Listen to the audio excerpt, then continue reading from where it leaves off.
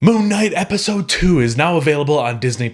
Now, if you haven't checked out this show yet, I urge you to go and do that because Oscar Isaac is insanely good in this show, and Ethan Hawke is bringing something that the MCU has not seen yet. On a side note, but we're still going to keep it Marvel, I bought my tickets to Doctor Strange in the Multiverse of Madness. If you guys bought your tickets, let me know down below, and if you had issues like we did with No Way Home, let me know, because it wasn't that bad, but it was still kind of annoying, and I thought for a second, oh god, what am I gonna do? What am I gonna do? Nonetheless, we got some more Moon Knight to talk about, so if you guys haven't seen this new episode yet, you should go watch it, and then come back here, because we're about to get nitty gritty with all the spoilers, so stay tuned.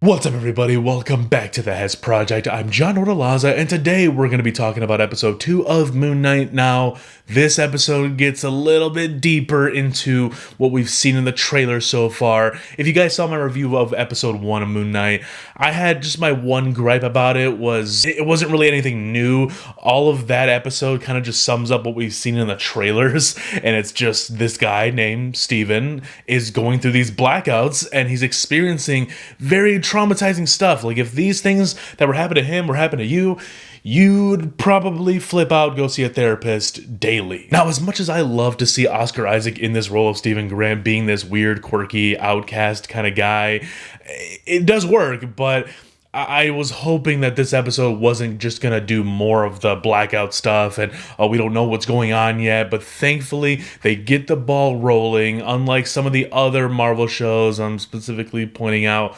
Falcon and Winter Soldier and Hawkeye, just from memory. I just don't quite remember those two shows getting the ball rolling as quickly as episode 2. You know, I feel like this show is already going somewhere that the trailers haven't even shown us yet, so we're about to get deeper into the lore of Moon Knight, and yeah, I'm excited for it. I'm really excited for it because there's so many dope things about this episode, so let's talk more about those. We're still following Oscar Isaac's character of Stephen Grant, but he's experiencing more crazy things going on. Now he's met Layla, the person who called his cell phone that he found out in the ceiling, and she was calling for some guy named Mark. He has no idea who Mark is, and that was a very intriguing point. Like I said in that first review, I love getting to see this world introduced to us, but also introduced to our main protagonist. So it's like we're on the journey with him throughout this entire process, and that's more engaging than if someone already knows what's going on, or if they just, do that concept, they think they're doing it and they don't do it right.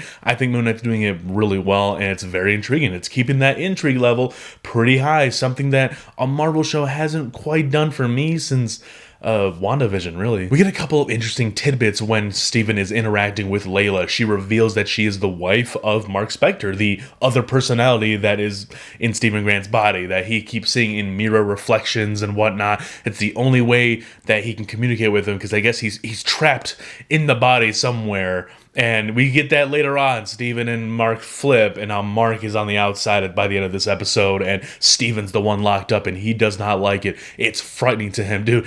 That's the intriguing thing about this show, man. Stephen Grant, although he's very weird and quirky, it's not the ideal superhero type character to be at the forefront of a Marvel property, but I do think it works, especially with how Oscar Isaac portrays the character of Stephen Grant, how he's unraveling things as they go along in his immediate world. We're not even getting into all the crap that's been happening for the last 14 years in these Marvel films or the TV shows, so it's crazy, man. This is just his immediate story and what's going on, and he's struggling to grasp the concept of another personality living within him, and that personality being this avatar for an ancient Egyptian god named Khonshu. With all that said, we do get more imagery with Khonshu going through these hallways with the flickering lights.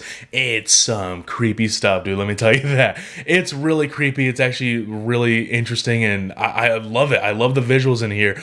I will say one little gripe is, so I guess no other people can see Khonshu, and no other people can see this beast that attacked Steven at the end of the last episode, which does return in here. You can see that Ethan Hawke has this cane that spawns this kind of creature. It's interesting. It's really cool, but nobody else can see it. So in this last act of this episode 2, we get Steven and Layla. They're in this village of Ethan Hawke's and his people, and he spawns that creature to go after Steven because he knows he's got this little egg-shaped gold medallion. I don't know exactly what it does. I missed that part, but he doesn't need it to transform because Layla had it when he did that, or someone dropped it and he still transformed into Moon Knight. So he doesn't need it for that purpose. Not quite sure why he needs it. So if you know, let me know down below, because I missed that part. I forgot it. But anyways, yeah, so this whole sequence is Steven freaking out because it's that creature again that he was running away from in episode 1, and Layla is just looking at him freaking out over nothing. She can't see a damn thing. And it then leads to a fight sequence when he jumps out of a window, he tries to channel the suit, and then he ultimately just transforms into this nice white tailored suit with a freaking white hockey mask that has no eye holes. I mean, it's got like glowing eye holes in it, but it's really nice. It's pretty sharp. This is the Mr. Knight character from the comic books. It looks really cool. I like it. I do prefer regular Moon Knight, but it's still really cool. We got to see it, and it's actually Stephen Grant in the costume, so it's funny to see how he interacts. He's got the super strength, but it's funny. He's still like that scrappy, weird guy. Like, he's folding up his sleeves. All right, come on, give it a go. Like, it's hilarious. It had me cracking up. And dude, Oscar Isaac's so good. He's so good. Hollywood, put him in more stuff. He's so good. So back to what I was saying. Steven, Mark, they can see Khonshu and this creature. Layla cannot. And then it proceeds to about a couple minutes of Steven and Layla fighting nothing. Like, they're showing her perspective while Steven's on screen. So they're quite literally fighting an invisible beast. And I just chalked it up to laziness. They didn't want to pay that a little extra CG so they can have it for the majority of the episode, because it doesn't really pop up that much. That's just how I feel. I don't know if you guys think that's a little too nitpicky or not. You can have your opinions, but I just feel like that came across as very lazy to have both of them fight this invisible beast, but Steven can see it and Steven's on screen, so why can't we see it? Because we're following this character. Why are we seeing it technically through Layla's perspective, or like we aren't, like we haven't been seeing these things this whole time? Like, I can understand cutting away for a couple seconds, but we basically got half this fight sequence of Steven fighting nothing, and it was just annoying. But soon after, Steven looks into the reflection and gives Mark the control. His eyes glow up and he forms the Moon Knight suit, that dope robe Egyptian suit. It looks amazing, dude. It's like nothing Marvel has ever designed before, and it's such a standout. It's beautiful, and I want to see more of it. I want to see him interact with other heroes, because it's like toys. You get new toys for Christmas and you just want them to stand next to each other. So as I mentioned, it appears that Steven has powers and abilities similar to when Mark turns into Moon Knight as Mr. Knight, but he doesn't know how to use them. That was his first time, so he was very inexperienced. He ripped off like a piece of a car to beat the invisible beast with, and then he failed miserably. So Mark switched over. He's got this under control, and he starts running like fast and he starts to lure the beast away. It was kind of a cool scene. I like the music. I really dig the music in this show, dude. It's awesome. But he was just kind of running and he lured the beast away from everybody else. That's fine. That makes sense. But then he just kind of like attacked him once. He fell off a building. The beast fell off and landed right on this giant spike, this like another building. It was interesting. It was kind of cool. But then that was it. He puts the suit away and he's gone. Like, it was a lot more than when we got last week. Like, it was literally just a bag shot of Moon Knight just beating the crap out of this beast, and then he turns around, walks into the camera, and that's the only time we see him. This, we got a little bit more on screen with Moon Knight. Look, I really like this episode. I just wanted him to throw down for like 5 minutes. Like, just 5 minutes. That's reasonable to ask for. Come on, guys. Just for 5 minutes of playtime. Like, that's all I want. That's all I want for Moon Knight, because he looks so dope.